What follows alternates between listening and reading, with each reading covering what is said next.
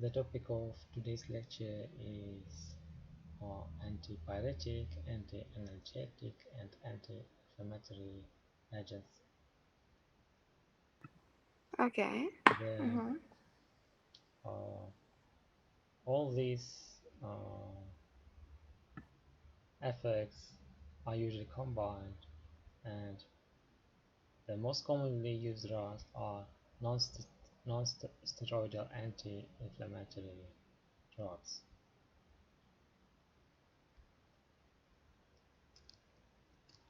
And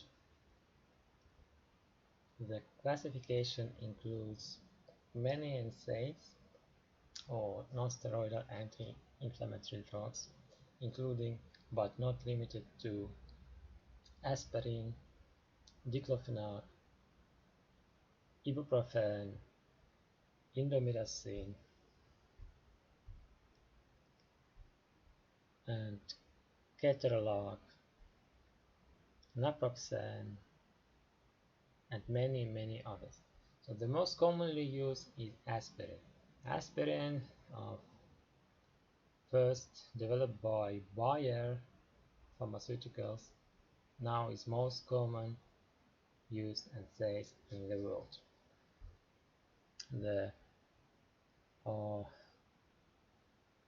ibuprofen is also commonly used and is more potent than aspirin, but lacks the some uh, indications that aspirin possess, and that is why aspirin is most useful uh, medicine of all this.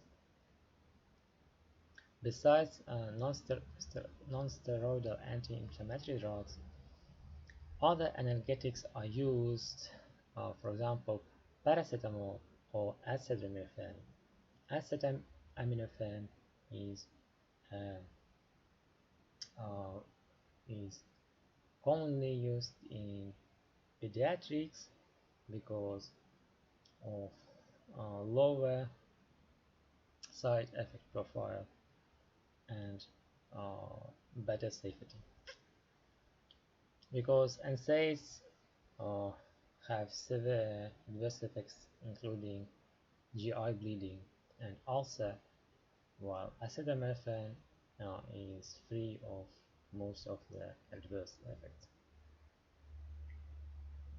Other drugs in this topic also include the treatment of arthritis, rheumatoid arthritis is also a disease with progressive inflammation, and also the gout. So, but we will only discuss NSAIDs because they are, and also acetaminophen because these are the most commonly used drugs. The mechanism of action of NSAIDs and acetaminophen uh, is the uh, inhibiting of the enzyme that is called cyclooxygenase. Cyclooxygenase is an enzyme that is producing inflammatory mediators that will facilitate the inflammation from the arachidonic acid. So that is why the inhibiting of this enzyme is reducing the amount of the inflammatory substances produced in the body, then that leads to the subside of the inflammation. So there are two types of the cyclooxygenase, COX-1 and COX-2. So is so this COX-1 is actually uh, is present in the mucosa, and the it uh, will this enzyme will produce the prostaglandins that are used to protect the mucosa, and also they produce prostaglandins in the blood. So actually, this enzyme is not and it is not inflammatory. So and there is COX-2 that is producing inflammatory substances, and uh, so this enzyme it is required to block to reduce the inflammation. The reason for different, so we are talking about different types of COX because there are enzymes that only selectively block COX-2 that is uh, beneficial for the anti-inflammatory response, and they don't block or block less COX-1 that produces the prostaglandins that help to reduce the ulcer and to protect the mucosa of the stomach. So there are two pathways of arachidonic acid, so cyclooxygenase pathway and lipooxygenase pathway. So the arachidonic acid that is goes from the membrane of the cells can be metabolized by the uh, COX-1 or COX-2. So and these enzymes, this COX-1 and this COX-2, and this is arachidonic acid. Arachidonic acid uh, is taken from the membrane phospholipids and phospholipids, and the arachidonic acid is further used to synthesize prostaglandins. So the so then most states will inhibit both COX-1 and COX-2, and the selective COX-2 inhibitors will only inhibit COX-2. Okay. The uh, lipooxygenase pathway will also use arachidonic acid, but will produce leukotrienes and will use another enzyme that is called 5-lipoxygenase. So it is not inhibited by the cells. And the aspirin is the most commonly used and safe drug, and after the aspirin or acetyl salicylic acid will be in the blood after taking the drug appear in the blood, and it will transfer the acetyl group to the enzyme COX.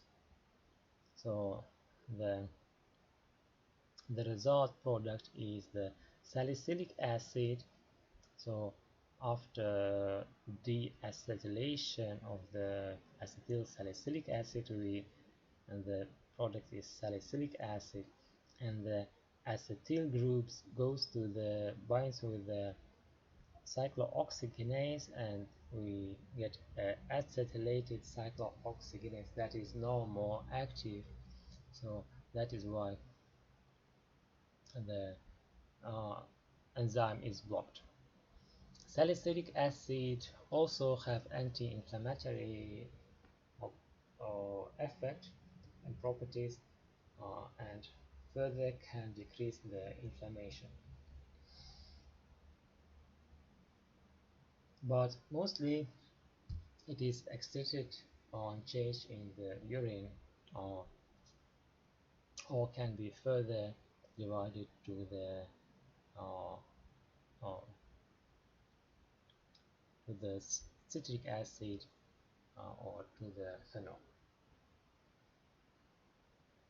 So the higher is the concentration of the salicylic acid or other salicylates, the higher will be anti-inflammatory uh, response, and the analgesic, antipyretic, and antiplatelet. Additionally, antiplatelet action aspirin has additional fifth uh, effect. These effects require low concentration, and anti-inflammatory effect will require higher concentrations like 50 and 100 milligram per deciliter of the plasma, blood plasma, and even higher concentrations than higher than 100 milligram per deciliter concentration will result in uh, tinnitus and central hyperventilation that are toxic symptoms, and also the death. If we increase the dose further, the death will result from the coma, dehydration, and vasomotor collapse, that actually the breath will be stopped. So this is a toxicity and dependence of from the dose of salicylic acid and acetyl salicylic acid or aspirin. So aspirin actually is very dangerous, especially in children. That is why the doses should be, the overdose should be monitored, so that is so that the plasma concentration should not be high, so the dose should be restricted.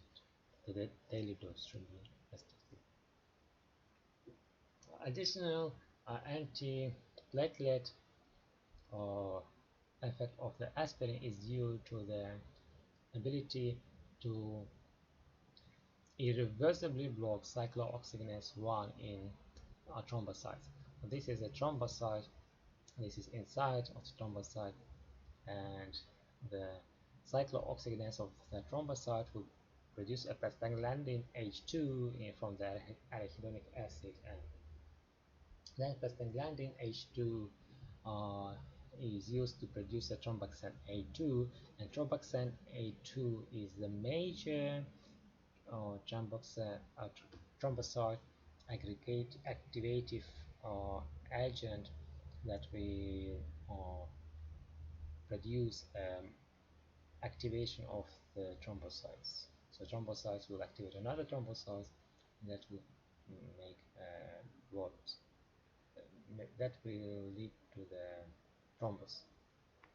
So to prevent the thrombus formation, this cyclooxygenase is blocked by aspirin, so that prevents thrombocyte activation. Also, the adverse effects include the vasoconstriction in the patients who have a renal disease or cardiovascular disease or any heart disease, or use diuretics, or they have a nephrosis and cirrhosis. So these conditions will decrease the blood flow or blood volume, that will result in the vasoconstrictive action and the synthesis of the vasopressin catechol amines, that is epinephrine and norepinephrine, angiotensin 2, that is the most potent vasoconstrictive agent in the body. And usually if the patient will not take the aspirin, then everything is fine. So because the prostaglandins will uh, will make the blood vessels to relax. So but when the patient is taking aspirin or all the NSAIDs, then the prostaglandin synthesis is inhibited, the vasoconstriction will take place because prostaglandins are not synthesized. So that is why this is this condition should be taken into account when the patient takes aspirin. So the selectivity of the uh, SAIDs is important when it comes to the adverse effects, because uh, most of the non-selective drugs that will uh, including aspirin and other drugs that will block COX-1 will also lead to ulcer, because COX-1 will uh, also reduce the prostaglandins that uh, protect the gut, the stomach wall from the acid. The those NSAIDs that are selective COX-2 inhibitors, including celecoxib and meloxicam, diclofenac, piroxicam, and etodolac. So actually, this celecoxib is the most common, and the first one, piroxicam and meloxicam, are, are, are, are similar, but meloxicam is more potent, and etodolac and diclofenac are also common nowadays. So uh, these are preferred for to reduce the ulcer and other adverse effects. So these are the classification, with the chemical classification of the NSAIDs, and every of which have advantages and disadvantages. So the salicylic derivatives, aspirin, salicylic acid and diflunisal, are most common, but they also have much disadvantages. Like aspirin is that is cheapest one, but will lead to GI disturbances uh, frequently. Same as for indomethacin, and so the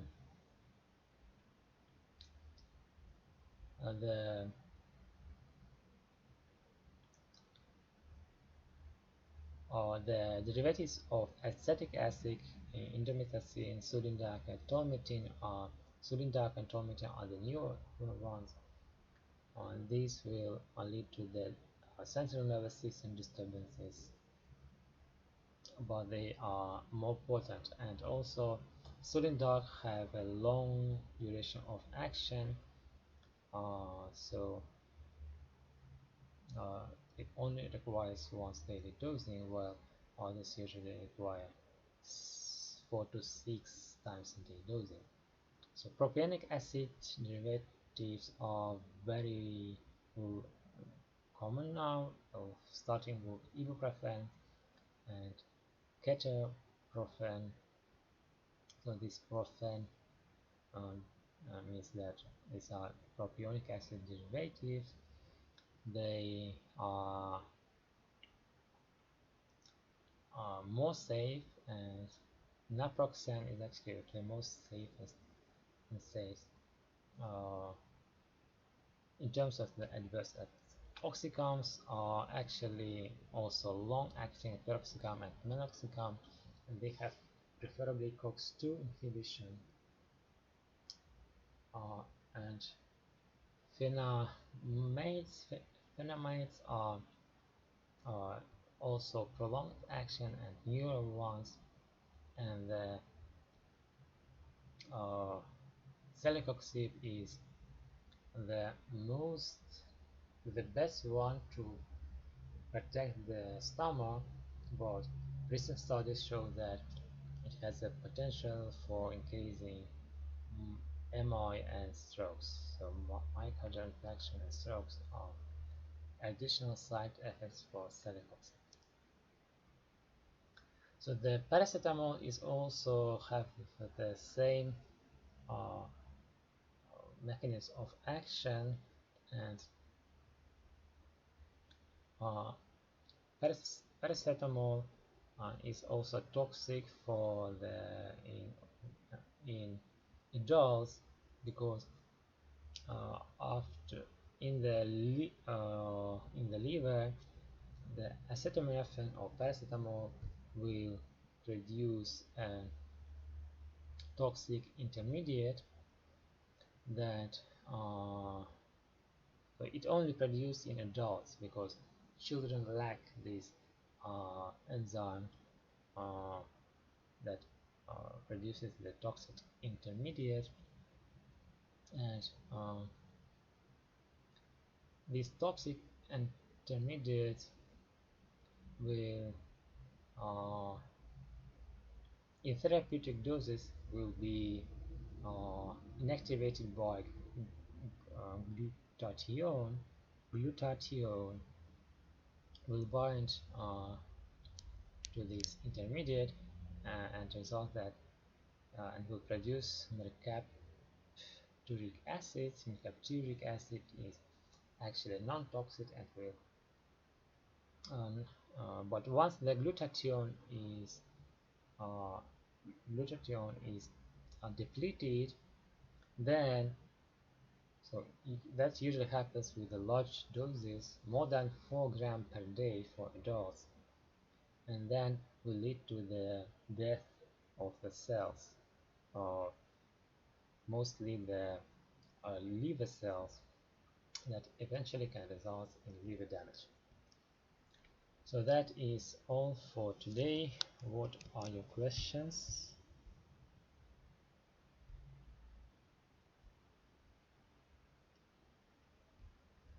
Busha, what is your question?